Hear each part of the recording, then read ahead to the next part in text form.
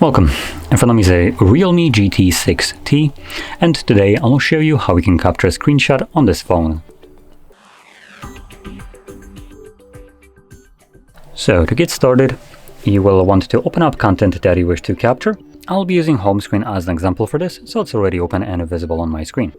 Once that's the case for you, all you need to do is hold your power button and volume down at the same time. You'll have the quick tutorial that you can also capture a screenshot using your 3-finger swipe down. And let's do that again. Actually, I'm going to now use the 3-finger swipe. There we go. And whenever you capture a screenshot, you get this pop-up right here with scroll and share options visible, and after a moment it will disappear. Once it does so, you can find your captured screenshot in the Photos application. There we go. And by default you'd usually be located in the Photos tab, which you can see there is the screenshot, or both of them, but later on it might be easier for you to find it by going into the Albums and Screenshots.